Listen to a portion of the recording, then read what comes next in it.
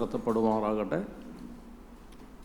എനിക്കും ക്ലാരിസിനും ജെറിക്കും കുടുംബമായി വന്ന് കർത്താവിൽ പ്രിയമുള്ള കളമശ്ശേരിയിലെ സഹോദരന്മാരായിട്ട് ഒരുമിച്ച് ആരാധിപ്പാൻ ദൈവം തന്ന അവസരത്തെ ഓർത്ത് ഞാൻ ദൈവത്തെ സ്തുതിക്കുന്നു. ദൈവം നിങ്ങളെ അനുഗ്രഹിക്കുകയും സഭയെ വർദ്ധിപ്പിക്കുകയും ധാരാളമായിട്ട് ദൈവത്തിൻ്റെ കൃപകൾ ഈ സഭയിലൂടെ അനേകരെ കാണുവാനിടയാകുകയും ചെയ്യട്ടെ എന്ന് പ്രാർത്ഥിക്കുന്നു. വെളിപ്പാട് പുസ്തകം 22-ാം അധ്യായത്തിൻ്റെ 12-ാം വാക്യം വായിക്കട്ടെ. Revelation chapter 22 verse 12. വെളിപ്പാട് 22:12. ഇതാ ഞാൻ വേഗം വരുന്നു, ഓരോരുത്തന് അവനവൻ്റെ പ്രവൃത്തിക്ക് തക്കവണ്ണം കൊടുപ്പാൻ പ്രതിഫലം എൻ്റെ പക്കലുണ്ട്. I am coming soon. I have my reward with me to pay everyone according to his work. ഈ വാക്യം പലപ്പോഴും എന്നെ അനുതാപത്തിലോട്ട് കൊണ്ടുവന്നിട്ടുള്ളൊരു വാക്യമാണ്. ചില ദിവസങ്ങൾക്ക് മുമ്പും ഈ വാക്യം എന്നോട് സംസാരിക്കുകയും ഞാൻ ചില കാര്യങ്ങൾ ഓർത്ത് അനുദപിക്കുകയും ചെയ്തു. ഈയിടെ നടന്ന ഒരു സംഭവം, ഒരു സഹോദരൻ എന്നോടൊരു കാര്യം ചെയ്യാൻ ആവശ്യപ്പെട്ടു. പ്രത്യേകിച്ചൊന്നും ആലോചിച്ചില്ല. അത് നല്ല കാര്യമാണ് സഹോദരൻ പറഞ്ഞത്. ഞാനത് ചെയ്യാമെന്ന് പറഞ്ഞു. പിന്നെ അത്ര ശ്രദ്ധിച്ചില്ല. കുറേ ദിവസങ്ങൾ കഴിഞ്ഞ് ദൈവസന്നിധിയിൽ നിന്ന് പ്രാർത്ഥിച്ചപ്പോഴാണ് മനസ്സിലായത് അത് എൻ്റെ ഉത്തരവാദിത്തപ്പെട്ട ഒരു കാര്യമല്ല. നല്ല കാര്യമാണ്, പക്ഷേ എൻ്റെ ഉത്തരവാദിത്തപ്പെട്ട കാര്യമല്ല. അപ്പോൾ ഞാനത് പറഞ്ഞത് ശരിയായില്ല. അപ്പോൾ ദൈവാത്മാവ് എന്നെ വീണ്ടും ഓർപ്പിച്ചൊരു കാര്യം, എല്ലാ കാര്യങ്ങളും ചെയ്യാൻ നിന്നെപ്പറ്റി ഉദ്ദേശിച്ചിട്ടില്ല. മറ്റുള്ളവരാവശ്യപ്പെടുന്ന എല്ലാ കാര്യങ്ങളും ചെയ്യാൻ ഉദ്ദേശിച്ചിട്ടില്ല. ഞാൻ നിന്നോട് ആവശ്യപ്പെടുന്ന കാര്യങ്ങൾ ചെയ്താൽ മതി. അപ്പോൾ ഞാൻ വീണ്ടും കർത്താവിനോട് പറഞ്ഞു, അവിടുത്തെ തിരഹിതം തിരിച്ചറിഞ്ഞ് ഏത് കാര്യം ചെയ്യുവാൻ എന്നെ സഹായിക്കണമേ. ഇതിൽ പലപ്പോഴും എനിക്ക് ബലഹീനത പറ്റിയിട്ടുണ്ട്. ഇനിയും ബലഹീനത വരരുതേ എന്ന് ഞാൻ ആഗ്രഹിക്കുന്നു. ഈ വാക്യം കർത്താവ് ആസിയയിലെ 7 സഭകളോട് നേരിട്ട് സംസാരിക്കുന്നതാണ്. അതിലൂടെ എല്ലാ സഭകളോടും, സഭായുഗത്തിലെ എല്ലാ സഭകളോടും സംസാരിക്കുക മാത്രമല്ല, കേൾപ്പാൻ ചെവിയുള്ള ഏവനോട് സംസാരിക്കുകയാണ്. അപ്പം ഞാൻ നിങ്ങളതിൽ ഉൾപ്പെടുന്നു. കളമശ്ശേരി സഭ ഉൾപ്പെടുന്നു, എല്ലാ സഭകളും ഉൾപ്പെടുന്നു. ഇതാ ഞാൻ വേഗം വരുന്നു, ഓരോരുത്തരും അവനവൻ്റെ പ്രവൃത്തിക്ക് തക്കവണ്ണം കൊടുപ്പാൻ പ്രതിഫലം എൻ്റെ പക്കലുണ്ട്. 3 കാര്യങ്ങൾ ഈ വാക്കിൽ നിന്ന് പെട്ടെന്ന് പ്രസക്തമാണ്, പെട്ടെന്ന് വായിച്ചാൽ മനസ്സിലാകുന്ന കാര്യമാണ്. 3 പ്രധാന കാര്യങ്ങൾ. ഒന്ന്, കർത്താവ് പറയുകയാണ്, ഞാൻ വേഗം വരുന്നു. I am coming soon. ഇത് നമ്മുടെ ഹൃദയത്തെ ബാധിക്കേണ്ട ഒരു വിഷയമാണ്. എങ്ങനെയാണ് ബാധിക്കേണ്ടത്? നമ്മുടെ പ്രവർത്തനത്തോടുള്ള ബന്ധത്തിൽ, എൻ്റെ കർത്താവേ, നീ ഇന്ന് വരാൻ ചാൻസ് ഉണ്ടല്ലോ, ഇന്ന് രാവിലെ നീ എന്താ വരാഞ്ഞത്? കർത്താവ് ഉച്ചയ്ക്ക് ചിലപ്പോൾ അവിടെ നിന്ന് വന്നേക്കാം. ഒരുപക്ഷെ ഇന്ന് രാത്രി ഞാൻ ഉറങ്ങുമ്പോഴായിരിക്കും വന്നേക്കാം. ഇന്ന് വരാനുള്ള ചാൻസ് ഉണ്ട്. അത് നമ്മുടെ ഹൃദയത്തെ ചലിപ്പിക്കുന്ന ഒരു വിഷയമാണ്. എങ്ങനെയാണ് ചലിപ്പിക്കുന്നത്? ഓരോ ദിവസവും നമുക്ക് പ്രധാനമാണ്. ഇന്ന് കർത്താവ് വരാം, ഇന്ന് വന്നില്ലെങ്കിൽ നാളെ വരാനായിട്ടുള്ള എല്ലാ ചാൻസും ഉണ്ട്. കുഞ്ഞുങ്ങൾക്ക് പഠിക്കാം, യൂണിവേഴ്സിറ്റി വിദ്യാഭ്യാസം ചെയ്യാം, റിസർച്ച് ചെയ്യാം. പക്ഷെ ഏത് കാര്യം ചെയ്തതിനെ പറ്റിയും കർത്താവ് ചോദ്യം ചെയ്യാനും പോവുകയാണ്. അതാണ് രണ്ടാമതായിട്ട് പറയുന്നത്, ഓരോരുത്തരും അവൻ്റെ പ്രവൃത്തിക്ക് ഒത്തവണ്ണം, തക്കവണ്ണം, according to what he has done, നാം ചെയ്യുന്ന ഓരോ പ്രവൃത്തിക്കും തക്കവണ്ണം കർത്താവ് പ്രതിഫലം തരാനിട പോവുകയാണ്. അപ്പോൾ പ്രതിഫലമായിട്ടാണ് കർത്താവ് വരുന്നത്. കർത്താവിൻ്റെ വരവ് പ്രതിഫലത്തോടു കൂടെയാണ് വരുന്നതിൻ്റെ ഒരു ഉദ്ദേശം പ്രതിഫലം തരിക എന്നുള്ളതാണ്. മൂന്നാമത്തെ കാര്യം, എൻ്റെ പ്രതിഫലം എൻ്റെ പക്കലുണ്ട്, അതുമായിട്ടാണ് വരുന്നത്. My reward is with me, I am bringing that rewards എന്നാണ് എൻ്റെ ആശയം. അത് നമ്മുടെ മനസ്സിനെ ബാധിക്കേണ്ട ഒരു വിഷയമാണ്. നമ്മുടെ ചിന്തകളെയും ആക്ഷനെയും ബാധിക്കേണ്ടതായിട്ടുള്ള ഒരു വിഷയമാണ്. ഒന്ന്, കർത്താവിന് പ്രതിഫലം തരാനായിട്ട് കർത്താവ് യോഗ്യതയുള്ളതായിട്ട് കരുതുന്ന പ്രവർത്തനം മാത്രമേ ഞാൻ ചെയ്യാവൂ. All my work should be rewardable. കാരണം കർത്താവ് തീരുമാനിച്ചു പ്രതിഫലം തരുവാനായി. അപ്പോൾ എല്ലാ കാര്യങ്ങളും കർത്താവിൻ്റെ മുൻപാകെ പ്രതിഫലം ലഭിക്കത്തക്കവണ്ണം ചെയ്യാനായിട്ട് നമ്മുടെ മനസ്സുകളെയും സമയത്തെയും വേർതിരിക്കുക എന്നുണ്ട്. അതോട് ചേർന്ന് ഈ ഭാഗത്ത് പറയുന്ന ഒരു കാര്യമാണല്ലോ ഞാൻ അവസാനം ഇപ്പോൾ പറഞ്ഞത്, പ്രതിഫലം എൻ്റെ പക്കലുണ്ട്. ഇതെന്നെ വളരെ ധൈര്യപ്പെടുത്തുന്ന കാര്യമാണ്, നിങ്ങളെയും ധൈര്യപ്പെടുത്തുന്ന കാര്യമാണ്. നിങ്ങളൊരു നല്ല കാര്യം ചെയ്താൽ അതിന് പ്രതിഫലം ഈ ഭൂമിയിൽ പ്രതീക്ഷിക്കണം. പ്രത്യേകിച്ച് സഭാപ്രവർത്തനത്തിൽ സുവിശേഷം അറിയിക്കുമ്പോൾ ആൾ രക്ഷിക്കപ്പെടുന്നത് നമുക്ക് സന്തോഷമുണ്ടെന്നുള്ളത് ശരിയാണ്. പക്ഷേ പല വേദനകളും, പല ബുദ്ധിമുട്ടുകളും, പല ത്യാഗങ്ങളും, പല പരാതികളും, പല ഇച്ഛാഭംഗങ്ങളും നിരന്തരമായിട്ട് അനുഭവിക്കാതെ കർത്താവിൻ്റെ വില ഞാനവിടെ സാധിക്കില്ല. ഒരിക്കലും ആളുകൾ നമ്മുടെ അടുത്ത് വന്നിട്ട് വളരെ നന്നായി എന്ന് പറയില്ല. നന്നായി എന്ന് പറഞ്ഞാൽ എന്തോ പ്രശ്നമുണ്ട്. കാരണം അപ്പോസ്തലനായ പൗലോസിൻ്റെ ജീവിതം നോക്കുക. ഒരിക്കലും അദ്ദേഹത്തിന് ഒരു സ്വസ്ഥത മനുഷ്യർ കൊടുത്തിട്ടില്ല.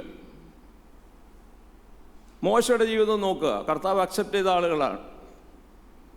ഇന്ന് മോശയെപ്പറ്റി ഞങ്ങൾ വരുന്ന വഴിക്ക് സംസാരിച്ചു. എന്തോ ഒരു കഷ്ടപ്പാടാണ് അദ്ദേഹത്തിനുണ്ടായിട്ടുള്ളത്. ഇത്രയും നന്മ അദ്ദേഹം കർത്താവിന് വേണ്ടി ചെയ്തിട്ടും ഈ നന്മ ഇസ്രായേൽ അംഗീകരിച്ചോ? ഇല്ല. കർത്താവാൾ യേശുവിനെ നോക്കുക. ക്രൂശിൽ കിടക്കുന്ന കർത്താവ് എന്താണ് നമ്മളോട് നിശബ്ദമായിട്ട് സംസാരിക്കുക തൻ്റെ വേലക്കാരോട്? ഞാൻ ഈ ക്രൂശിൽ കിടക്കുമ്പോഴും ആളുകൾ എന്നെ കുറ്റവിമുക്തമാക്കിയിട്ടില്ല, ആളുകൾ എന്നെ അപ്രീഷിയേറ്റ് ചെയ്തിട്ടില്ല, ആളുകൾ ഞാൻ നല്ല കാര്യം ചെയ്തൊന്നും പറഞ്ഞിട്ടില്ല. ഭൂരിപക്ഷം അങ്ങനെയാണെങ്കിൽ പിന്നെ നീ അതിൽ കൂടുതൽ എന്താ പ്രതീക്ഷിക്കുന്നത്? അപ്പോൾ ഞാൻ പറഞ്ഞു വരുന്നതിൻ്റെ ഉദ്ദേശം എന്താണെന്ന് പറയാം. പ്രതിഫലം കർത്താവിൽ നിന്ന് മാത്രം നമ്മൾ പ്രതീക്ഷിച്ചാൽ മതി. കർത്താവ് വളരെ വ്യക്തമായിട്ട് പറഞ്ഞു, നിങ്ങൾ ചില കാര്യങ്ങൾ ചെയ്യേ, മനുഷ്യർക്ക് വേണ്ടി മറ്റുള്ളവരെ കാണിക്കാൻ ചെയ്യേ, പ്രതിഫലം അവർ നിങ്ങൾക്ക് തരും, കൈയടിക്കും. പ്രതിഫലം നിങ്ങൾക്ക് കിട്ടിപ്പോയി, പിന്നെ ഞാൻ പ്രതിഫലം തരേണ്ട ആവശ്യമില്ലല്ലോ. അപ്പോൾ കർത്താവ് തരുന്ന പ്രതിഫലത്തിന് വേണ്ടി മാത്രം ആഗ്രഹിക്കുക. ഈ ഭൂമിയിൽ പ്രതിഫലങ്ങളൊന്നും ആഗ്രഹിക്കാതിരിക്കുക എന്നൊരാശയവും ഇതിലുണ്ട്. ഞാൻ മൂന്നാശയം പെട്ടെന്നൊന്നുകൂടെ പറയാം. ഒന്ന്, കർത്താവ് വരാനായിട്ട് പോകുന്നു എന്നുള്ളത് നമ്മുടെ ഉറക്കത്തെയും നമ്മുടെ പഠനത്തെയും നമ്മുടെ കുടുംബജീവിതത്തെയും നമ്മുടെ എല്ലാ ജീവിതത്തിൻ്റെ മേഖലകളെയും ബന്ധിക്കേണ്ടതാണ്. എന്താണത്? കർത്താവിന് പ്രസാദമുള്ളൊരു കാര്യമാണോ ഞാൻ ചെയ്തത്? ഇത് റിവാർഡബിളായിട്ടുള്ള ഒരു കാര്യമാണോ? കാരണം റിവാർഡ് തരാൻ കർത്താവ് തീരുമാനിച്ചിരിക്കുകയാണ്. കർത്താവിൽ നിന്ന് മാത്രമാണോ പ്രതിഫലം ആഗ്രഹിക്കുന്നത്? അങ്ങനെയാണെങ്കിൽ ഞാൻ എങ്ങനെ ജീവിക്കണം? എങ്ങനെ ജീവിക്കും? പ്രതിഫലങ്ങളെ പറ്റി പറയുമ്പോൾ പല ആളുകളും പറയാറുണ്ട്, അയ്യോ പ്രതിഫലത്തെയൊക്കെ നോക്കി ജീവിക്കുന്നത് അത്ര ശരിയൊന്നുമല്ല. ഞാൻ അങ്ങനെ വിശ്വസിക്കുന്നില്ല. കാരണം പ്രതിഫലം എന്നുള്ളത് നല്ലൊരു ഇൻസെൻറ്റീവാണ്. ഒരു ഇൻസെൻറ്റീവ് ഇല്ലെങ്കിൽ എങ്ങനെ നമ്മൾ പോവുക? പക്ഷെ പ്രതിഫലം ഉള്ളതുകൊണ്ടല്ല നമ്മൾ പ്രവർത്തിക്കുന്നത്, അത് വലിയ തെറ്റാണ്. പ്രതിഫലം എനിക്ക് ഉള്ളത് കൊണ്ടല്ല പ്രവർത്തിക്കുന്നത് എന്തുകൊണ്ടാണ്? കർത്താവിനുള്ള സ്നേഹം കൊണ്ടാണ്. സ്നേഹത്തിന് വലിയ നിബന്ധനകളൊന്നുമില്ല. ഞാൻ സ്നേഹം ധാരാളം ഉള്ളപ്പോൾ കണക്ക് കൂടാതെ കൊടുക്കുകയും കണക്ക് കൂടാതെ കർത്താവിൻ്റെ വേലയിലായിരിക്കുകയും ചെയ്യും. വേറെ ആരോടും കണക്ക് ബോധിപ്പിക്കേണ്ട കാര്യമില്ല. കർത്താവെ, ഞാൻ നിന്നെ സ്നേഹിക്കുന്നു, നീ ഇത്ര എന്നെ സ്നേഹിച്ചെങ്കിൽ എനിക്കിതുപോലൊരു 10,000 ജീവിതമുണ്ടെങ്കിൽ പോലും അതിന് പകരം ചെയ്യാനായിട്ട് സാധ്യമല്ല. നീ എനിക്ക് വേണ്ടി ഒഴുക്കിയ ഒരു തുള്ളി രക്തത്തിന് പകരം ചെയ്യാൻ എൻ്റെ എത്ര വലിയ അധ്വാനവും പര്യാപ്തമല്ല. പിന്നെ നമുക്ക് പ്രതിഫലത്തിന് അർഹതയിൽ ഉള്ളവരല്ല. അപ്പോൾ പ്രതിഫലം നമുക്ക് ലഭിക്കുമ്പോൾ നമുക്ക് പറയാനായിട്ടുള്ള, കർത്താവ്, ഇത് ഞാൻ അർഹിക്കുന്നില്ല, ഞാൻ പ്രവർത്തിക്കാൻ കടംപെട്ടവനാണ്, പക്ഷെ നീ എനിക്ക് തരുന്നു, ഞാൻ സ്വീകരിക്കാം.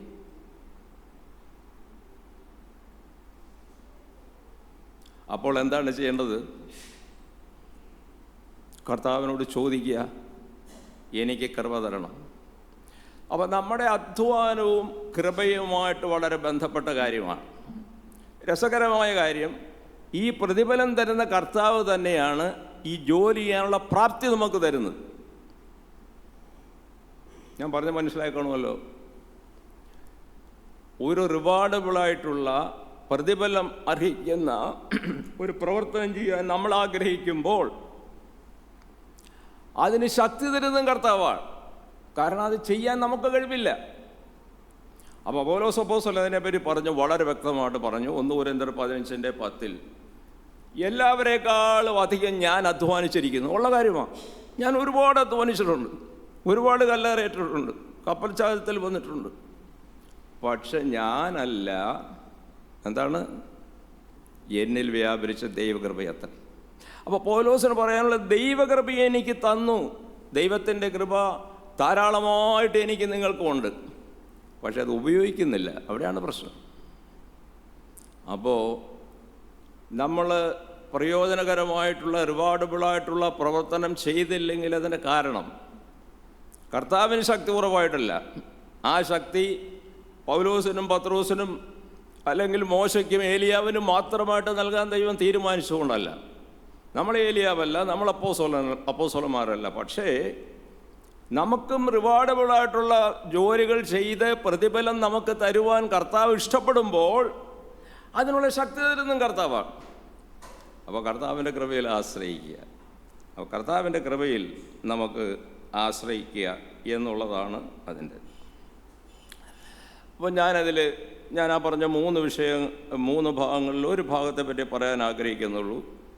ഒരു ഭാഗം, കർത്താവ് വേഗം വരുന്നു, അത് നമ്മുടെ ഹൃദയത്തിൻ്റെ പ്രമോദമായിരിക്കണം. രണ്ടാമത് പറഞ്ഞ കാര്യം, കർത്താവ് വരാനായിട്ട് പോകുന്നത് കൊണ്ട് റിവാർഡബിളായുള്ള പ്രവർത്തനങ്ങളെ ചെയ്യാവുള്ളൂ, എല്ലാ പ്രവർത്തനങ്ങളും റിവാർഡബിളായിരിക്കണം. മൂന്നാമത് പറഞ്ഞ, കർത്താവിൽ നിന്ന് മാത്രമേ പ്രതിഫലം സ്വീകരിക്കേണ്ട കാര്യമുള്ളൂ. അപ്പോൾ രണ്ടാമത്തെ കാര്യമാണ് ഞാൻ കൂടുതലൊന്ന് പറയാൻ ആഗ്രഹിക്കുന്നത്, നമ്മുടെ പ്രവർത്തനങ്ങളെ പറ്റി.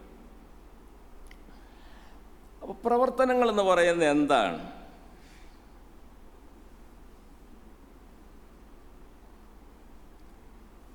രണ്ട് കൊരിന്ത്യർ 5-ാം അധ്യായത്തിൻ്റെ 10-ാം വാക്യം ഞാനിതോട് ചേർത്ത് വായിക്കാം. 2 കൊരിന്ത്യർ 5-ാം അധ്യായത്തിൻ്റെ 10-ാം വാക്യം. അവനവൻ ശരീരത്തിലിരിക്കുമ്പോൾ ചെയ്തത് നല്ലതാകലും തീയതാകലും അതിന് തക്കവണ്ണം പ്രാപിക്കേണ്ടതിന് നാം എല്ലാവരും ക്രിസ്തുവിൻ്റെ ന്യായാസനത്തിന് മുൻപാകെ വെളിപ്പെടേണ്ടതാകുന്നു. അവനവൻ ശരീരത്തിലിരിക്കുമ്പോൾ ചെയ്തത്. പ്രവർത്തനം എന്ന് പറയുന്നത് ശരീരം കൊണ്ട് ചെയ്യുന്ന കാര്യങ്ങളാണ്. ശരീരത്തിൽ ബ്രെയിനുണ്ട്, മനസ്സെല്ലാം ഉള്ളതാണ്. അപ്പോൾ ശരീരം കൊണ്ട് നമ്മൾ ചെയ്ത എല്ലാ കാര്യങ്ങൾക്കും ക്രിസ്തുവിൻ്റെ ന്യായാസനത്തിന് മുമ്പാകെ, ക്രിസ്തു വരുമ്പോൾ, നമ്മൾ മധ്യാകാശത്തിൽ ക്രിസ്തു വരുമ്പോൾ നമ്മൾ എടുക്കപ്പെടും, അല്ലെങ്കിൽ മരിച്ചവർ ഉയർക്കും, നമുക്കറിയാം. അവിടെ ആദ്യമായിട്ട് സംഭവിക്കുന്ന കാര്യം ബീമ, ദ ജഡ്ജ്മെൻറ്റ് സീറ്റാണ്. ഇത് നമ്മളെ ന്യായം വിധിക്കാനുള്ളതല്ല, കുറ്റം വിധിക്കാനുള്ളതല്ല, പ്രവർത്തനങ്ങൾക്ക് പ്രതിഫലം തരുവാനുള്ളതാണ്. അപ്പോൾ എല്ലാ പ്രവർത്തനങ്ങൾക്കും പ്രതിഫലം തരാൻ പോവുകയാണ്.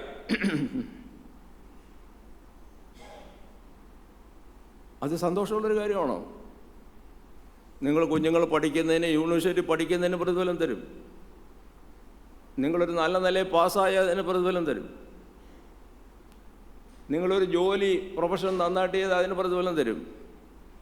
പക്ഷേ തരണമെന്ന് നിർബന്ധവുമില്ല. കാരണം എന്താണ്? അത് ദൈവത്തെ പ്രസാദിപ്പിക്കുന്ന പ്രവർത്തനമായിരിക്കും. അപ്പോൾ അങ്ങനെ പ്രവർത്തനങ്ങൾ ചെയ്യുമ്പോൾ നമ്മുടെ പ്രവർത്തനങ്ങൾക്ക് രണ്ട് സാധ്യതയാണ് ഉള്ളത്. ഈ പ്രവർത്തനങ്ങളെ കർത്താവ് ന്യായം വിധിക്കുമ്പോൾ, അപ്പോൾ ഇത് നമ്മൾ ഓർക്കേണ്ട കാര്യമാണ്.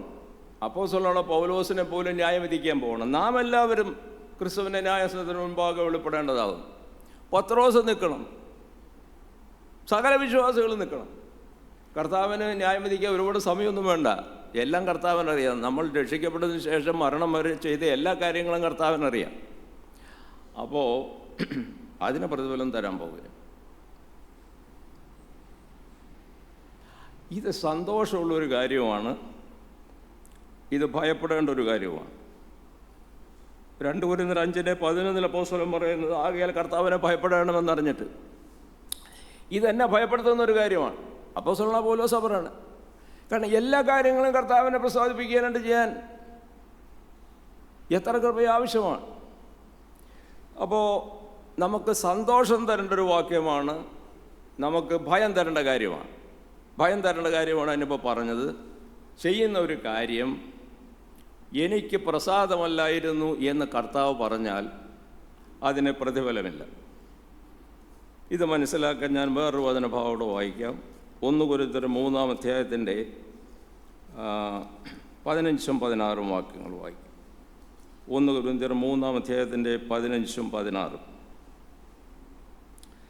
ഒരുത്തൻ്റെ പ്രവൃത്തി വെന്തുപോയെങ്കിൽ അവന് ഛേദം വരും, താനോ രക്ഷിക്കപ്പെടും, എന്നാൽ തീയിൽ കൂടെ എന്ന പോലെ അത്രേ. 13-ാം വാക്യം വായിക്കാം. ആ ദിവസം അതിനെ തെളിവാക്കും, അതായത് കർത്താവ് വരുന്ന ദിവസം. അത് തീയോടെ വെളിപ്പെട്ട് വരും. ഓരോരുത്തൻ്റെ പ്രവൃത്തി ഇന്ന വിധമെന്ന് തീ തന്നെ ശോധന ചെയ്യും. ഒരുത്തൻ പണിത പ്രവൃത്തി നിലനിൽക്കുന്നുവെങ്കിൽ അവന് പ്രതിഫലം തരും, വെന്തുപോയെങ്കിൽ അവന് ഛേദം വരും. അപ്പോൾ കർത്താവായ യേശുവിൻ്റെ മുമ്പാകെ അവൻ്റെ പ്രത്യക്ഷതയിൽ നാം മധ്യാകാശത്തിലെടുക്കപ്പെടുമ്പോൾ അവൻ്റെ മുൻപാകെ നിൽക്കണമെന്നുള്ളത് നിർബന്ധമാണ്. നിന്ന് കഴിയുമ്പോൾ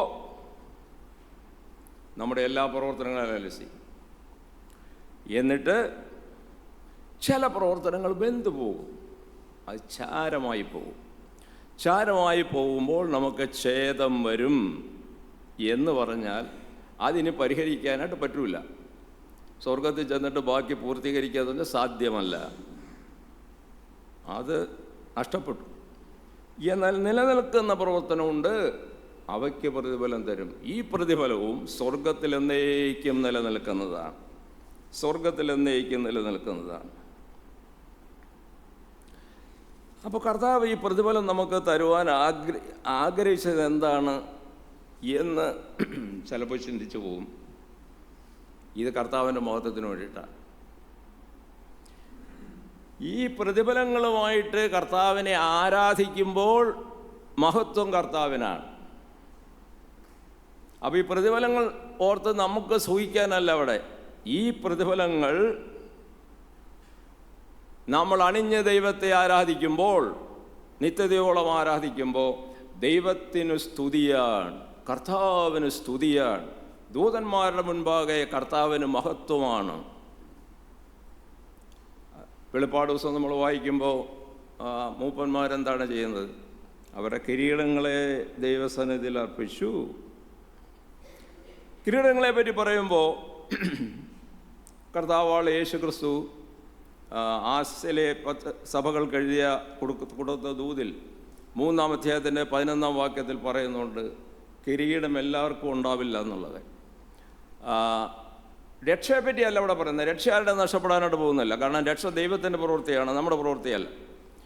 അപ്പോൾ 3:11 വായിക്കുന്നത്, ഞാൻ വേഗം വരുന്നു, നിന്റെ കിരീടം വേറെ ആരും എടുക്കാതിരിപ്പാൻ നിനക്കുള്ളത് മുറുകെ പിടിക്കണം. നിന്റെ കിരീടം വേറെ ആരും എടുക്കുകയെന്ന് വെച്ചാൽ തട്ടിപ്പറിച്ചു കൊണ്ടുപോകുന്നുള്ളതല്ല. നിന്റെ കിരീടം നിനക്ക് നഷ്ടപ്പെടാൻ ന്യായമാണ്. അനേക കിരീടം എന്ന് പറഞ്ഞാൽ ബഹുമാനങ്ങളാണ്. സ്വർഗത്തിൽ അനേക ബഹുമാനങ്ങൾ കർത്താവ് നമുക്ക് തരാനായിട്ട് ഇഷ്ടപ്പെടുന്നു. ഈ ബഹുമാനങ്ങൾ നഷ്ടപ്പെടാനുള്ള ചാൻസുണ്ട്. അതുകൊണ്ട് നീ ഭൂമിയിലായിരിക്കുമ്പോൾ സൂക്ഷിക്കണം എന്നാണ് കർത്താവ് പറഞ്ഞത്. അപ്പോൾ നമ്മൾ സ്വർഗത്തിൽ ചെല്ലുമ്പോഴാണ് മനസ്സിലാക്കുന്ന അനേക കിരീടങ്ങൾ നഷ്ടമായല്ലോ.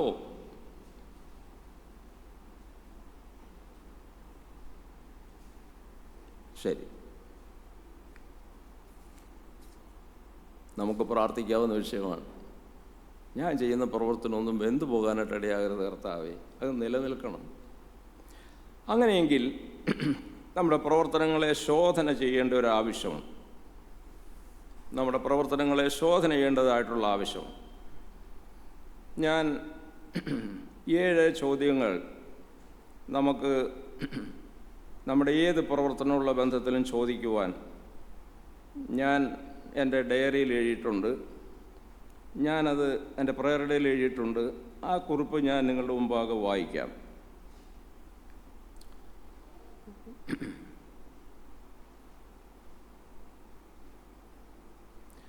ഒന്നാമത്തെ കാര്യം, do I do it for God's sake? ഞാൻ ഈ ചെയ്യുന്ന കാര്യം ആർക്ക് വേണ്ടിയിട്ടാണ്? കർത്താവിന് വേണ്ടിയിട്ടാണോ? മനുഷ്യർക്ക് വേണ്ടിയിട്ടാണോ? എനിക്ക് വേണ്ടിയിട്ടാണ്? എനിക്ക് വേണ്ടിയിട്ട് ചെയ്താൽ കുഴപ്പമില്ല, മനുഷ്യർക്ക് വേണ്ടി ചെയ്താലും വലിയ കുഴപ്പമൊന്നുമില്ല. പക്ഷെ പ്രതിഫലം ലഭിക്കണേ കർത്താവിന് വേണ്ടി ചെയ്തായിരിക്കും.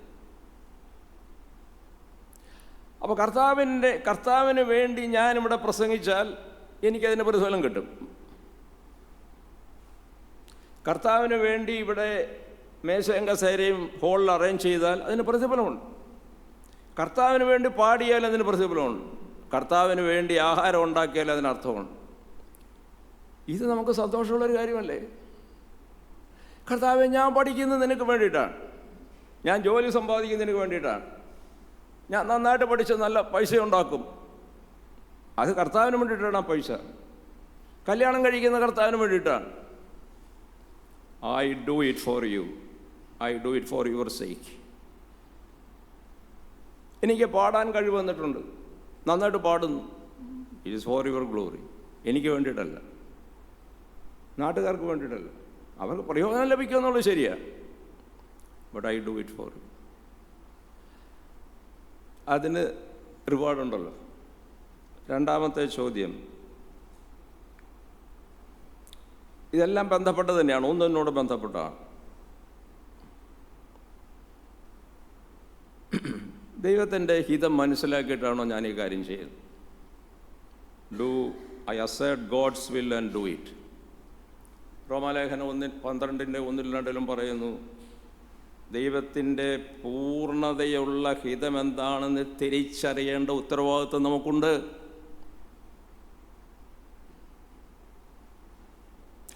ദൈവത്തിന് എതിരല്ലാത്ത ഒരു കാര്യം നമ്മൾ ചെയ്തുകൊണ്ട് മാത്രമായില്ല. ഇതൊരു നല്ല കാര്യമാണ്, ചെയ്തു കളയാം. ഞാൻ മുമ്പ് പറഞ്ഞ ഉദാഹരണം വേണ്ട. ഇത് ദൈവം എന്നെപ്പറ്റി ആഗ്രഹിക്കുന്ന ദൈവത്തിൻ്റെ ഹിതത്തിൽപ്പെട്ട ഒരു കാര്യമാണോ? Is it the perfect will of God? എത്രയോ ചെറുപ്പക്കാരാണ് അതിൽ തെറ്റ് പറ്റുന്നത്. കല്യാണം കഴിക്കാനുള്ള സ്വാതന്ത്ര്യമുണ്ട്, രക്ഷിക്കപ്പെട്ട ആരെയും കല്യാണം കഴിക്കാം. പക്ഷേ ദൈവത്തിൻ്റെ പൂർണ്ണഹിതം കണ്ടുപിടിച്ചിട്ടാണോ? വിദേശത്ത് പോയി പഠിക്കുന്നു, വിദേശത്ത് ജോലിക്ക് പോകുന്നു, തെറ്റൊന്നുമില്ല. പക്ഷെ ദൈവത്തിൻ്റെ പൂർണ്ണഹിതം മനസ്സിലാക്കിയിട്ടാണോ? ദൈവത്തിൻ്റെ പൂർണ്ണഹിതമാണോ പോകുന്നത്? പൈസയുണ്ട്, ഷോപ്പിങ്ങിന് പോകുന്നു, വാങ്ങാനുള്ള കഴിവുണ്ട്, ദൈവത്തിൻ്റെ പൂർണ്ണഹിതമാണോ അത്? ദൈവത്തിന് ഹിതമില്ലേ? ദൈവം നമ്മുടെ പ്രിയ പിതാവല്ലേ? അപ്പോൾ അത് മനസ്സിലാക്കി ചെയ്താൽ നല്ലതാണ്.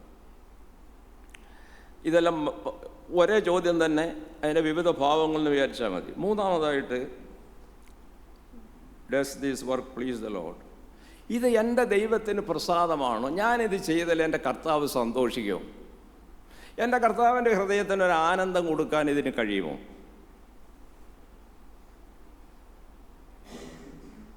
എനിക്കാരെന്ന് പറയണ നിർബന്ധമില്ല, മറ്റുള്ളവർക്ക് പറയണം നിർബന്ധമൊന്നുമില്ല, വന്നാൽ നല്ലത് തന്നെ. But does it please your heart Lord?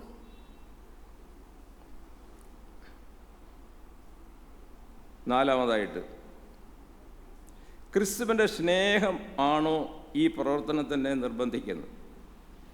2 കൊരിന്ത്യർ 5:14 അപ്പോസ്തലൻ പറയുന്നു, ക്രിസ്തുവിൻ്റെ സ്നേഹം എന്നെ നിർബന്ധിക്കുന്നത് കൊണ്ട് ഞാൻ ഈ കാര്യം ചെയ്യുന്നു.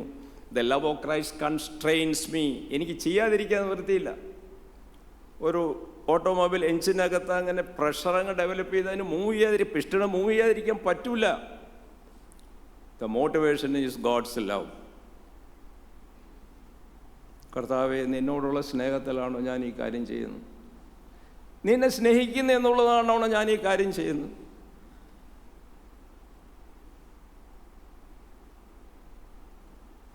ഹോസ്പിറ്റാലിറ്റി, നമ്മൾ മറ്റുള്ളവരെ വിളിച്ച് നല്ല ഭക്ഷണവും കൊടുക്കുന്നു.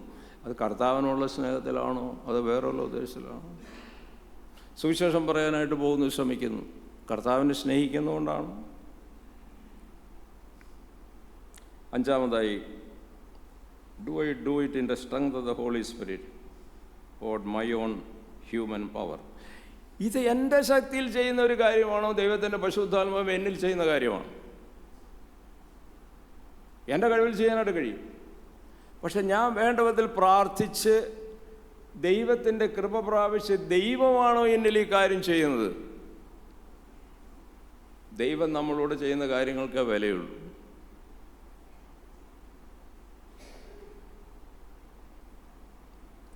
ആറാമതായി, വചനപ്രകാരമാണോ ചെയ്യുന്നത്? പ്രവർത്തിക്കുന്നവൻ ചിന്തിച്ചു കൊള്ളട്ടെ എന്ന് പറയുന്നുണ്ട്. ഇത് ദൈവത്തിൻ്റെ വചനപ്രകാരമാണോ?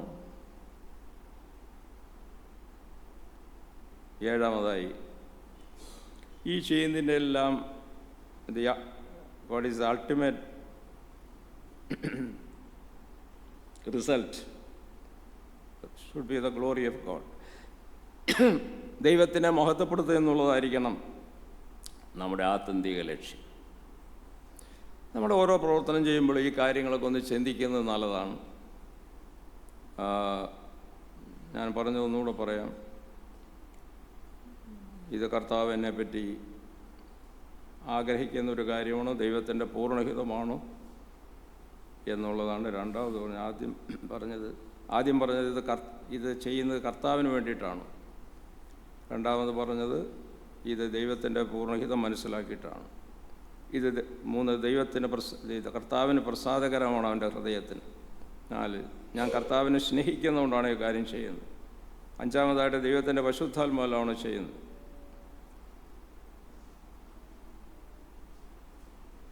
ദൈവത്തിൻ്റെ വചനപ്രകാരമാണോ ചെയ്യുന്നത്? ഇത് ദൈവത്തെ മഹത്വപ്പെടുത്താനാണോ, എൻ്റെ മഹത്വത്തിനോ മറ്റുള്ളവരുടെ മഹത്വത്തിനോ ആണോ? ദൈവത്തെ മഹത്വപ്പെടുത്താനുള്ള കാര്യം മാത്രമേ നിലനിൽക്കുകയുള്ളൂ. കാരണം ദൈവത്തിൻ്റെ മഹത്വം ദൈവം ആർക്കും വിട്ടുകൊടുക്കുകയില്ല. യെശയ്യാപ്രവചനം 42-ാം അധ്യായത്തിൽ ശക്തമായിട്ട് കർത്താവ് പറയുന്നു, I will not share my glory with anyone. ദൈവത്തിന് മഹത്വം കൊടുക്കാതെ നമ്മൾ എന്ത് പ്രവർത്തനം ചെയ്താലും ദൈവം അംഗീകരിക്കാനായിട്ട് പോകുന്നില്ല. എത്ര നല്ല പ്രവർത്തനമാണെങ്കിൽ, നല്ല പ്രസംഗമായിരുന്നു, ആളുകൾക്കൊക്കെ ഇഷ്ടപ്പെട്ടു, ദൈവത്തിന് മഹത്വം ഉണ്ടായില്ല. കർത്താവ് മഹത്വം പ്രതിഫലം കൊടുക്കാനായിട്ട് പോകുന്നില്ല. അപ്പോൾ അതുകൊണ്ട് അപ്പോസ്തലനായ പൗലോസ് പറയുന്നത്, you abound in God's work. 1 കൊരിന്ത്യർ 15:58 നിങ്ങൾ കാണാൻ പഠിച്ചിരിക്കുന്നൊരു വാക്യമായിരിക്കാം. അതുകൊണ്ട് പ്രിയ സഹോദരന്മാരെ, നിങ്ങൾ ഇളകാത്തവരും കുലുങ്ങാത്തവരും നിങ്ങളുടെ പ്രയത്നം കർത്താവിൽ വൃഥാവല്ല എന്നറിഞ്ഞിരിക്കിയാൽ കർത്താവിൻ്റെ പേരിൽ വർദ്ധിച്ചു വരുന്നവരുമാകുവേൻ. അപ്പോൾ ചുരുങ്ങിയ മിനിറ്റ് കൊണ്ട് ഈ പ്രവർത്തനം എന്താണെന്ന് ഞാൻ പറയാൻ ശ്രമിക്കാം. എന്താണ് പ്രവർത്തനം? പ്രവർത്തനം എന്നുള്ളതിൻ്റെ ഡെഫിനിഷൻ ഓൾറെഡി നമ്മൾ വായിച്ചതാണ്. ശരീരം കൊണ്ട് ചെയ്യുന്നതല്ല. അപ്പോൾ ശരീരം എന്ന് പറയുമ്പോൾ തലയുണ്ടല്ലോ, തല മറന്നിട്ടല്ല പറയുന്നത്. അപ്പോൾ 1, 2 ഞാൻ പറയുന്നില്ല, ചില കാര്യങ്ങൾ നമുക്ക് ചിന്തിക്കാം. നമ്മുടെ ചിന്ത, കർത്താവ് നമുക്ക് ചിന്തിക്കാനൊരു കഴിവ് തന്നിട്ടുണ്ട്, ഇല്ലേ? ഈ ചിന്താഗതി, ചിന്തിക്കാനുള്ള കഴിവ് ഏറ്റവും നന്നായിട്ട് ഉപയോഗിക്കണം. എല്ലാ കാര്യങ്ങളും ഇവരും ചിന്തിക്കാനുള്ള അനുവാദമില്ല. നന്മയായത്, ദൈവത്തിന് പൂർണ്ണ പ്രസാദമായത്, മനോഹരമായ കാര്യങ്ങൾ ഒക്കെ ചിന്തിക്കാം. ഒരു പൂവിനെ പറ്റി ചിന്തിക്കാം. ആ പൂവിനെ പറ്റി ചിന്തിക്കണമെന്നാണ് കർത്താവ്, എത്ര മനോഹരമായിട്ട് നീ ഇതിനുണ്ടാക്കിയിരിക്കുന്നു. ദൈവത്തിന് സ്തോത്രം പറയാം. എല്ലാ കാര്യങ്ങളും. എന്നാൽ നമ്മൾ കർത്താവിന് വേണ്ടി നല്ല കാര്യങ്ങൾ ആഗ്രഹിക്കണം. ചെയ്യാനായിട്ട് സാധിച്ചില്ല, പക്ഷെ നല്ല കാര്യങ്ങൾ ആഗ്രഹിക്കുകയാണ്. എൻ്റെ കർത്താവ്, എൻ്റെ സഭ എത്ര വളർന്നെങ്കിൽ എത്ര നന്നായിരുന്നു. ഞങ്ങളുടെ ചെറുപ്പക്കാരെല്ലാം കർത്താവിനെ സേവിക്കുന്നവരാണ്, എത്ര നന്നായിരുന്നു. കർത്താവെ, അവിടുത്തെ സുവിശേഷം ഇന്ന രാജ്യത്തില്ലല്ലോ. കർത്താവെ, സൊമാലിയയിലും അൾജീരിയയിലും അഫ്ഗാനിസ്ഥാനിലൊക്കെ അവിടുത്തെ സുവിശേഷം ഇല്ലല്ലോ. അങ്ങനെയുള്ള രാജ്യം കർത്താവെ, അവിടെയൊക്കെ സുവിശേഷം വന്ന് എത്ര നല്ലതാണ് കർത്താവെ. നല്ല ആഗ്രഹങ്ങൾ ചിന്തിക്കുന്നു, അതിനുവേണ്ടി ആഗ്രഹിക്കുന്നു. ഈ ആഗ്രഹം ദൈവസന്നിധി പറയുന്നു. അവിടെ പോകാനുള്ള കഴിവില്ല. പ്രതിഫലം ഉണ്ടോ? ഉണ്ട്. 1 കൊരിന്ത്യർ 4:5 വായിക്കുക. കർത്താവ് വരുമ്പോൾ ഇരുട്ടിലിരിക്കുന്ന വെളിച്ചത്ത് കൊണ്ടുവരും. അന്ന് ഓരോരുത്തൻ്റെ ഹൃദയത്തിൻ്റെ ആലോചനയ്ക്കനുസരിച്ച് പ്രതിഫലം കൊടുക്കും. ഹൃദയം കൊണ്ട് നല്ല ആലോചന ഉണ്ടെങ്കിൽ കർത്താവ് അതൊരു ദിവസം വെളിപ്പെടുത്തും, അതിന് പ്രതിഫലം നൽകുന്ന എത്ര നല്ല കർത്താവാണ്. ഇതുപോലെ ഒരു കർത്താവ് വേറെയുണ്ട്.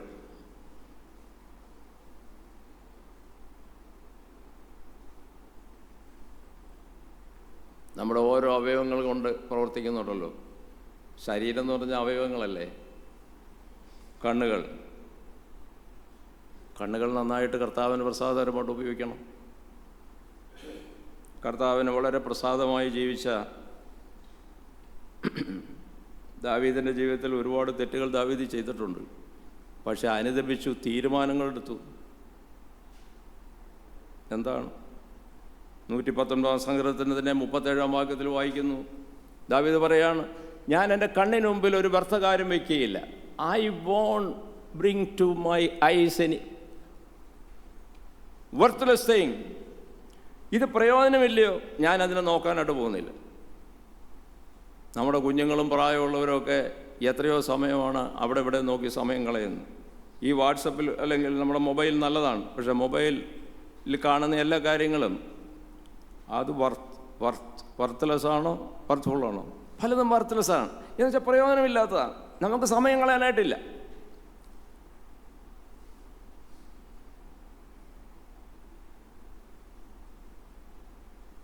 അപ്പോൾ പന്ത് കളിക്കുന്നത് ശരിയാണോ? പന്ത് കളിക്കുന്നത് ശരിയാണ്. കർത്താവിനോട് കളിച്ചാൽ നല്ലതാണ്. ആരോഗ്യത്തിന് വേണ്ടി കളിക്കാം. ആരോഗ്യം കർത്താവിന് കൊടുത്തിട്ട് കളിക്കാം. എല്ലാ കാര്യങ്ങളും അങ്ങനെ തന്നെയാണ്. അപ്പോൾ നമ്മുടെ കണ്ണുകൾ സൂക്ഷിക്കണം. ഭക്തനായുള്ള ഇയ്യോബ് പറഞ്ഞു, ഒരു സ്ത്രീയെ നോക്കിയിട്ട് ഞാൻ മോഹിച്ചിട്ടില്ല. എത്ര വിശുദ്ധന്മാർക്കത് പറയാനായിട്ട് സാധിക്കും? ദൈവത്തിൻ്റെ കൃപയോടെ സാധിക്കും.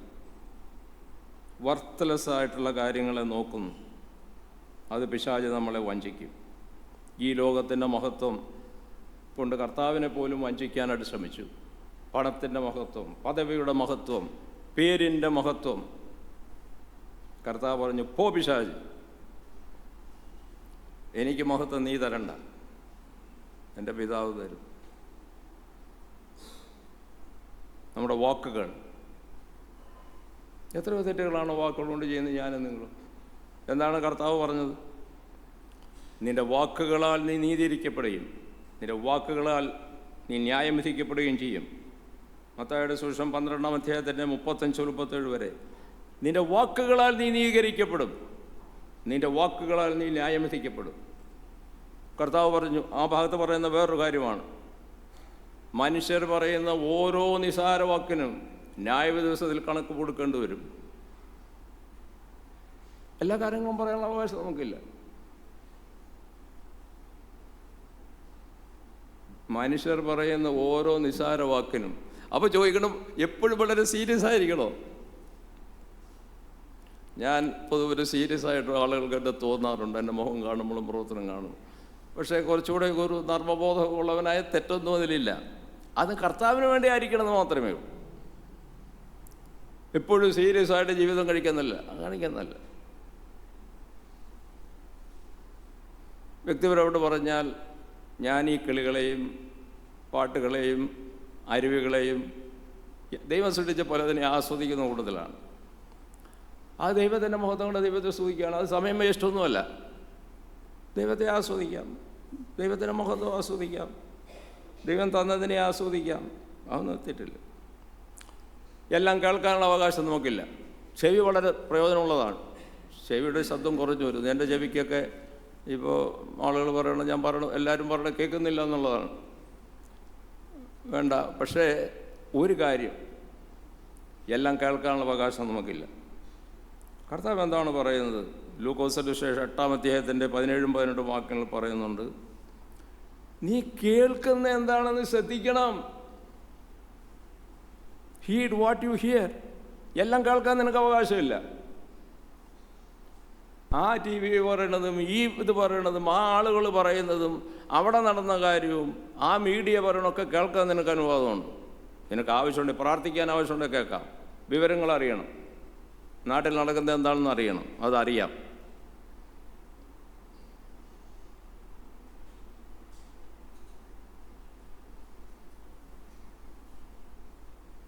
അപ്പോൾ ചില ആളുകളുണ്ട്. എനിക്കറിയാവുന്നൊരു വളരെ നല്ലൊരു ഭക്തൻ, അദ്ദേഹം വലിയൊരു ഓഫീസറായിരുന്നു, റിട്ടയർ ചെയ്ത ആളാണ്. അദ്ദേഹം തീരുമാനിച്ചു ന്യൂസ് അറിയാനായിട്ട് ടി വി നോക്കൂല, പേപ്പർ വായിച്ചാൽ മതി. കാരണം പുള്ളി നോക്കുമ്പോൾ ഒരുപാട് സമയം പോവാം. ന്യായവിധിയെപ്പറ്റി ഭയമുള്ള ഒരാളാണ്. മറ്റുള്ളവരെ കുറ്റം വിധിക്കുന്നതിനെപ്പറ്റി ദൈവം നമ്മൾ ന്യായം വിധിക്കും. മറ്റുള്ളവരെ കുറ്റം വിധിച്ചാൽ, ആവശ്യമില്ലാത്തൊരു കുറ്റം വിധിയാണെങ്കിൽ അതിനെപ്പറ്റി കർത്താവ് നമുക്ക് ചോദ്യം ചെയ്യും. അപ്പോസ്തലനായ പൗലോസ് പറഞ്ഞു, റോമാലേഖനം 14:10-12, റോമർ 14, നീ സഹോദരനെ വിധിക്കുന്നുവോ, ക്രിസ്തുവിൻ്റെ ന്യായാസനം മുമ്പാകെ നിൽക്കേണ്ടി വരും. ന്യായമായിട്ട് വിധിക്കാം. സഭയിലൊരു തെറ്റ് വന്നാൽ വിധിക്കാം, ഒരു സഹോദരന് തെറ്റ് വന്നാൽ വിധിക്കാം. പക്ഷേ നമ്മുടെ വിധി ശരിയല്ലെങ്കിൽ കണക്ക് കൊടുക്കേണ്ടി വരും. അപ്പോൾ ഇങ്ങനെയൊക്കെ ജീവിക്കുമ്പോൾ ജീവിതത്തിന് എന്തെങ്കിലും രസമുണ്ടോ? 4 പേരൊക്കെ ഒന്ന് കുറ്റം പറയാതെ എങ്ങനെ ജീവിക്കുക? നേരിട്ട് പറയാനായിട്ട് ബുദ്ധിമുട്ടാണ്. മറ്റുള്ളവരുണ്ട് കുറ്റമൊക്കെ പറഞ്ഞില്ല, എൻ്റെ ജീവിതത്തിൻ്റെ രസം. പക്ഷെ ഓർക്കേണ്ട കാര്യം, അതിനെപ്പറ്റിയൊക്കെ ചോദ്യം ഉണ്ടാവും.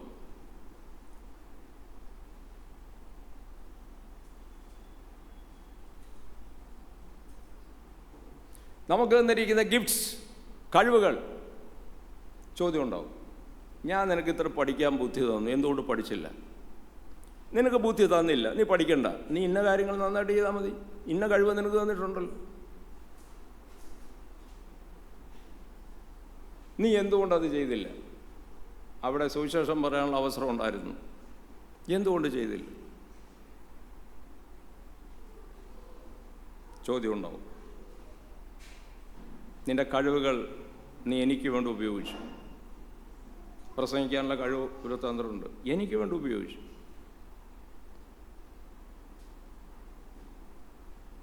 എഴുതുവാനുള്ള കഴിവുണ്ട്, നീ എനിക്ക് വേണ്ടി എഴുതിയോ? അനേക വരങ്ങളെപ്പറ്റി ബൈബിളിൽ പറയുന്നുണ്ട്. പ്രാർത്ഥിക്കുന്നു, പ്രാർത്ഥന ഒരു വർക്കാണ്, ലേബർ. മറ്റുള്ളവർക്ക് വേണ്ടി പ്രാർത്ഥിക്കുന്നു, വളരാനായിട്ട് പ്രാർത്ഥിക്കുന്നു, സുവിശേഷവേലക്കാർക്കായിട്ട് പ്രാർത്ഥിക്കുന്നു, ദൈവരാജ്യം വളരുവാനായിട്ട് പ്രാർത്ഥിക്കുന്നു. പ്രതിഫലമുണ്ട്.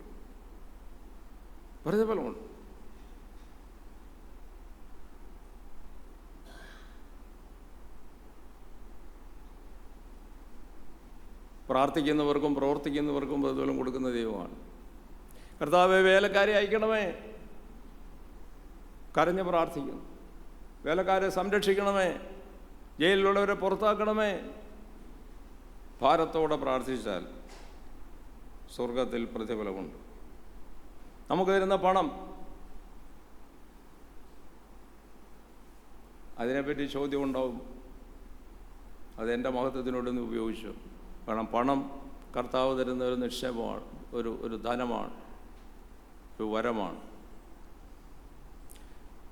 പുതിയ നിയമത്തിൽ തയ്ത്ത് കൊടുക്കണം, ദശാംശം കൊടുക്കണമെന്നൊന്നും പഠിപ്പിച്ചിട്ടില്ല. അതെല്ലാം പഴയ നിയമത്തിലെ കാര്യമാണ്. നമ്മളാരും ദശാംശം കൊടുക്കണമെന്നും പുതിയ നിയമത്തിലില്ല. പക്ഷെ ഔദാര്യമായി കൊടുക്കണമെന്നാണ് വേദപുസ്തകം പഠിപ്പിക്കുന്നത്. ധാരാളമായി കൊടുക്കണമെന്നാണ് പഠിപ്പിക്കുന്നത്. സാക്രിഫിഷ്യലായിട്ട് കൊടുക്കണമെന്നാണ് പഠിപ്പിച്ചിരിക്കുന്നത്. ലോഭമായിട്ടല്ല, ധാരാളമായിട്ട് കൊടുക്കുവാൻ. അപ്പം നമ്മുടെ വരുമാനത്തിൽ ധാരാളമായിട്ട് നമുക്ക് കുറച്ചുള്ളെങ്കിലും, ആ വിധവ 2 കാശിട്ടപ്പോൾ കർത്താവ് എന്താ പറഞ്ഞത്? കൊള്ളാം. ത്യാഗം കണ്ടിട്ടാണ് കർത്താവിന് ഇഷ്ടപ്പെട്ടത്. ത്യാഗപരമായി കർത്താവിൻ്റെ വേലയ്ക്ക് കൊടുക്കുമ്പോൾ അതിന് പ്രതിഫലം ഉണ്ടല്ലോ. ഇതെല്ലാം ബൈബിളിലുള്ളതാ. സ്വർഗത്തിൽ നിക്ഷേപം, ഈ ഭൂമിയിൽ നിക്ഷേപം സ്വരൂപിക്കരുത്. ഒരു ഡബിൾ കമാൻഡാണ്. സ്വർഗത്തിൽ നിക്ഷേപം സ്വരൂപിക്കണം. പണം സ്വർഗത്തിലേക്ക് അയക്കണം. അതിനുള്ള മാർഗം ഇതാണ്. കർത്താവിനെ സാക്ഷിക്കാൻ പറ്റുന്ന സമയത്തെല്ലാം സാക്ഷിക്കണം. വലിയ പ്രീച്ചറായിരിക്കേണ്ട കാര്യമില്ല. എന്താണ് കർത്താവ് ലൂക്കോസിന് ശേഷം 12-8 വാക്യത്തിൽ പറയുന്നത്? എന്നെ ഒരു വ്യക്തി സാക്ഷിച്ചാൽ ദൈവദൂതന്മാരുടെ മുമ്പാകെ ഞാൻ അവൻ്റെ പേര് പറയും.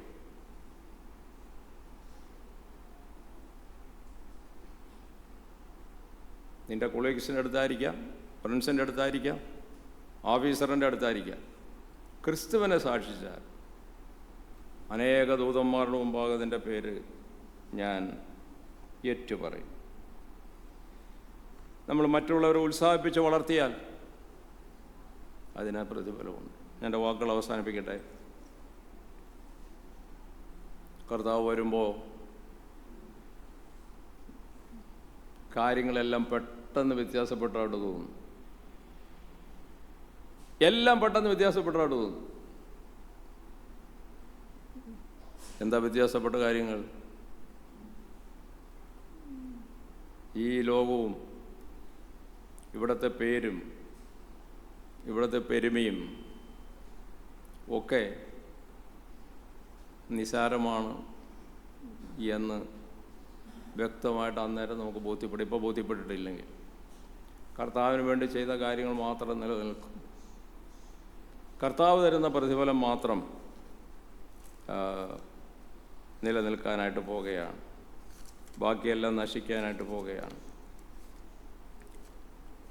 ഞാനും നിങ്ങളും ചിന്തിക്കേണ്ട ഒരു കാര്യം, ഒരു പാട്ടുകാരൻ പറഞ്ഞതുപോലെ, വെറും കൈയായി ഞാൻ നിൻ്റെ സന്നിധിയിൽ വരണമോ എന്നുള്ള ആ പാട്ടാണ്.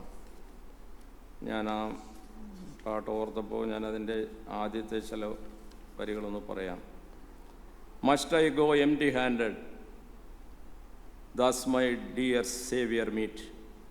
വെറും കൈയായി ഞാൻ എൻ്റെ രക്ഷകൻ്റെ അടുത്ത് എന്നവനെ കാണേണ്ടി വരുമോ? Not one day service give him and lay no trophy at his feet. ഒരു ട്രോഫി അവൻ്റെ കാൽക്കൽ വയ്ക്കാതെ, കർത്താവ് ഒരു ട്രോഫി എനിക്ക് തന്നു, ഒരു ട്രോഫിയും കർത്താവിൻ്റെ കാൽക്കൽ വയ്ക്കാതെ ഞാൻ കർത്താവിനെ കാണേണ്ടി വരുമോ? ചാൾസ് ലൂതർ എന്ന് പറയുന്ന ഒരാളാണ് ഈ പാട്ട് എഴുതിയത്. അതിൻ്റെ പശ്ചാത്തലം, അദ്ദേഹം ഒരു ചെറുപ്പക്കാരനോട് പല പ്രാവശ്യം സുവിശേഷം പറഞ്ഞു കേട്ടില്ല. ഒരിക്കൽ അദ്ദേഹം ആതുരനായി ഹോസ്പിറ്റലിൽ കിടന്നു. അന്ന് അദ്ദേഹം കുറേ കഴിഞ്ഞപ്പോൾ യേശുവിനെ രക്ഷിതാവായിട്ട് സ്വീകരിച്ചു. അത് കഴിഞ്ഞ് വളരെ സന്തോഷമായി. അപ്പോൾ അദ്ദേഹം ഡോക്ടർമാർ മനസ്സിലാക്കി, നിനക്ക് രക്ഷയില്ല, നീ മരിച്ചു പോകും. അപ്പോൾ ഈ സഹോദരൻ കാണാൻ ചെന്നപ്പോൾ ഇദ്ദേഹം പൊട്ടിക്കരയുകയാണ്. നിനക്ക് മരണത്തെപ്പറ്റി ആണോ പേടി? ഒരു പേടിയും മരണത്തെ പറ്റിയില്ല, പിന്നെ ഇതിനെ നീ കരയണേ? അപ്പോഴാണ് ഈ ചോദ്യം പുള്ളി ചോദിച്ചത് ഇദ്ദേഹത്തോട്, must I go empty handed? എനിക്ക് എൻ്റെ കർത്താവിനോട് ഒന്നും ചെയ്യാനായിട്ട് സാധിച്ചിട്ടില്ല. Must I go empty hand? ദൈവം എന്നെ നിങ്ങളെയും ധാരാളം ട്രോഫികൾ അവൻ്റെ സന്നിധിയിൽ അർപ്പിക്കത്തക്കവണ്ണം പ്രയോജനകരമായിട്ട് ജീവിക്കുവാൻ നമ്മുടെ ഹ്രസ്വ ആയുസ് നമുക്ക് ഉപയോഗിക്കാം. ദൈവത്തിൻ്റെ പരിശുദ്ധാത്മാവ് നമ്മളെ സഹായിക്കട്ടെ.